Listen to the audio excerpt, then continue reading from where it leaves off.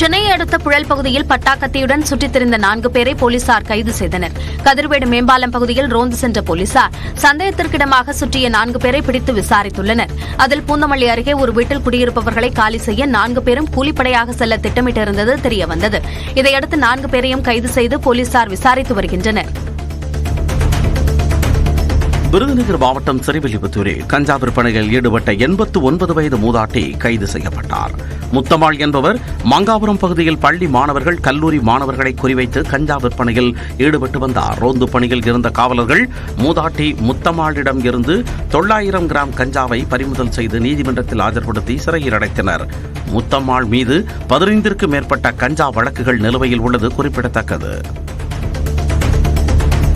Chennai central Gummidipoondi புறநகர் ரயில் மார்க்கத்தில் நிலவும் பிரச்சினைகள் குறித்து பொன்னேரி ரயில் நிலையத்தில் பயணிகளிடம் கையெழுத்து இயக்கம் நடைபெற்றது. கூடுதல் பெட்டிகளோடு அதிக ரயில்களை இயக்க வேண்டும், ரயில்வே நிலையங்களில் கழிவறைகளை சுத்தம் செய்ய வேண்டும், சரக்கு வாகனங்களை விரைவாக எடுக்க வேண்டும் என்பன உள்ளிட்ட பல்வேறு கோரிக்கைகளை வலியுறுத்தி 1 லட்சம் பேரிடம் பெறப்பட்ட கையெழுத்து கோரிக்கை ரயில்வே துறை அமைச்சருக்கும் தொகுதி எம்பிக்கும் அனுப்பி வைக்கப்பட உள்ளது. தேனி மாவட்டம் ஆண்டிப்பட்டி அருகே நாடிமலை குன்றில் ஏற்பட்ட தீயை அணைக்கும் முயற்சியில் தீயணைப்பு துறையினர் ஈடுபட்டனர். சருகுகள் காய்ந்ததால் தீப்பிடித்திருக்கலாம் என கருதப்படும் நிலையில் காற்றின் வேகம் காரணமாக தீ வேகமாக பரவியது. இது சமூக விரோதிகளின் சதிச் செயலா என்பதை ஆராய்ந்து நடவடிக்கை எடுக்க வருவாய்த்துறைக்கு அப்பகுதி மக்கள் கோரிக்கை விடுத்துள்ளனர். கரூர் கிருஷ்ணராயபுரம் பேரூராட்சி ஆதி திராவிடர் காலனியில் கழிவறை கட்டுமான பணியை தடுத்து சிலர் வாக்குவாதத்தில் ஈடுபட்டதால் பரபரப்பு ஏற்பட்டது. 14 சென்ட் நிலத்தை இளையராஜா குடும்பத்தினர் ஆக்கிரமிப்பு செய்திருந்த நிலையில் கடந்த ஆண்டு மீட்கப்பட்டது. தற்போது அங்கு பொது கழிவறை கட்டுமானத்தை எதிர்த்து இளையராஜா குடும்பத்தினர் கைக்குழந்தையோடு போராட்டத்தில் ஈடுபட்டனர். பேச்சுவார்த்தையை தொடர்ந்து அரசு நிலம் என்பதால் கட்டுமான பணி தொடர்ந்தது.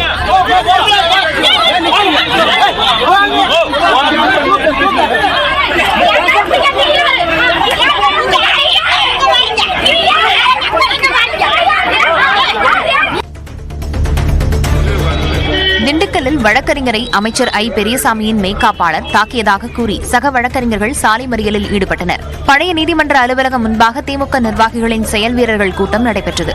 அதில் கொடிக்கம்பம் நடுவதில் ஏற்பட்ட தகராறில் உதயகுமார் என்ற வழக்கறிஞரை அமைச்சரின் மெய்காப்பாளர் தாக்கியதாக கூறப்படுகிறது. இதனை கண்டித்து வழக்கறிஞர்கள் சாலை மறியல் போராட்டம் நடத்தினர்.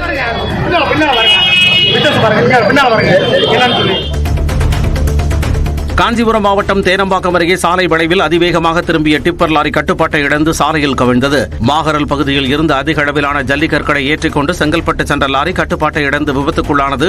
அப்போது அருகே வந்த காரில் லேசாக உரசியதால் அதன் கண்ணாடிகள் உடைந்தன. ஊட்டியில் அந்திமாலை நேரத்தில் சூரிய அஸ்தமன நிகழ்வை சுற்றுலா பயணிகள் கண்டு ரசித்தனர். இயற்கை எழில் கொஞ்சும் சூழலுக்கு மத்தியில் ஆதவன் தனது கதிர்களை சுருக்கி மறைந்தது கண்கொள்ளா காட்சியாக அமைந்தது.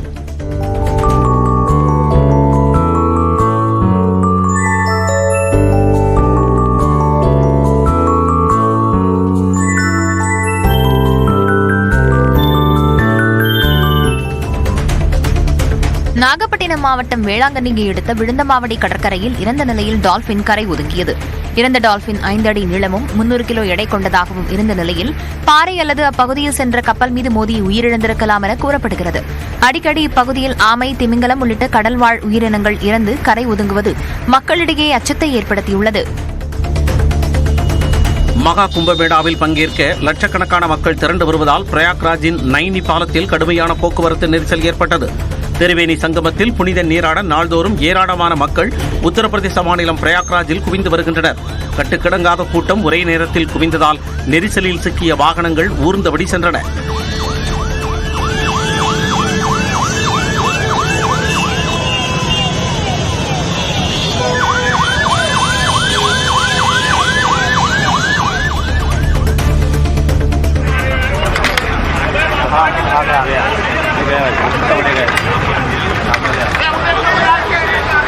மத்திய பிரதேச முதலமைச்சர் மோகன் யாதவ் முதலைகளை சம்பல் ஆற்றில் விடுவித்த காட்சிதான் இது.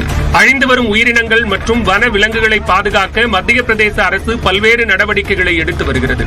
அதன் ஒரு பகுதியாக 51 அரிய வகை முதலைகள் சம்பல் ஆற்றில் விடுவிக்கப்பட்டுள்ளன.